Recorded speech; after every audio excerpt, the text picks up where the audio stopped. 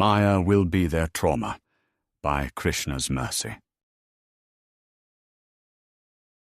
Mamaivansho jivaloke, jiva bhutah sanatana, manah shashthani indriyani prakritisthani karshati. Quote, "The living entities in this conditioned world are my eternal, fragmental parts. Due to conditioned life, they are struggling very hard with the 6 senses, which include the mind." Lord Krishna, Bhagavad-gita, 15:7. In our story today, we have a man who has made it in life, according to their own standards, matched up against the expectations they previously set. In assessing the progress in attaining goals that were written down, everything has gone according to plan. Every accoutrement that can be thought of for playing the game of life successfully, in the modern sense, is there. A wife, children, a home with an abundance of space. The picket fence might not be coated in white paint, but a picture could certainly be drawn to depict the happy family of the times. On occasion, this man can't help but remember his past, thinking of the place from which the family came, and how humble were the beginnings, and the struggle that was constant. During his childhood, this man's father worked long and hard. It could be weeks until the father saw any of the children. This is because the father left for work early in the morning and returned home late at night. The mother managed everything related to the home. She was tired but didn't show it. There was no eating out at restaurants or throwing lavish parties. The children sometimes would go without dinner. Money was scarce. There was trauma in the events that took place in school. There were so many hardships. They had to be endured. There was no other way.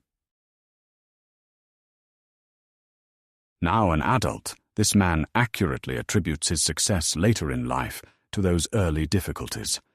If everything had been easy, then perhaps the hunger would be lacking. If everything was handed to the children, they would have become spoiled. Instead, they grew up to appreciate everything and everyone. They can handle adversity, since adversity is all they knew. Today this man wonders how his own children will fare in adulthood. Those children have so much. There is no hardship. The father is not absent. There is so much love offered, in the form of both companionship and resources.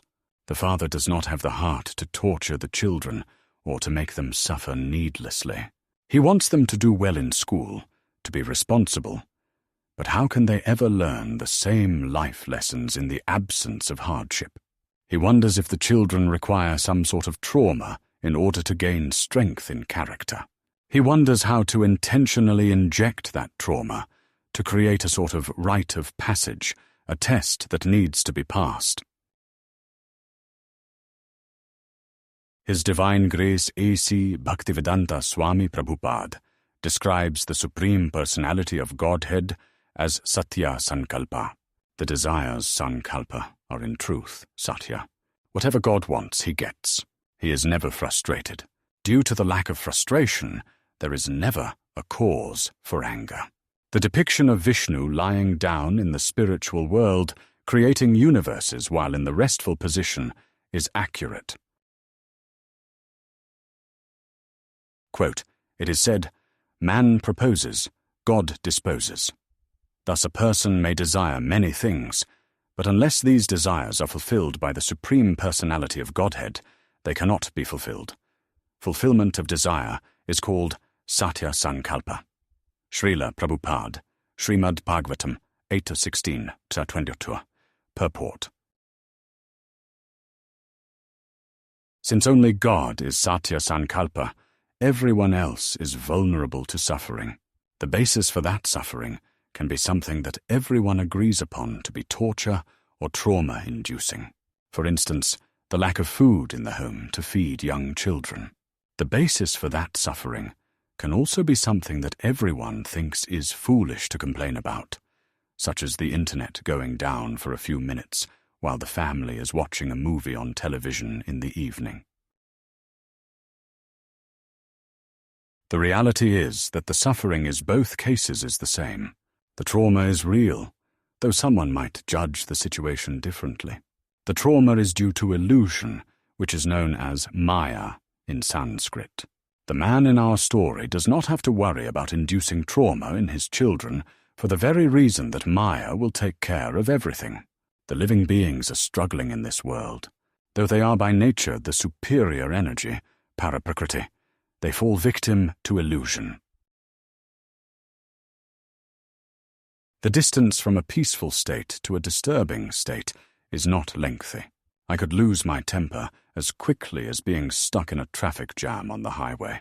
My initial desire was to arrive at the office on time. That desire is now in jeopardy.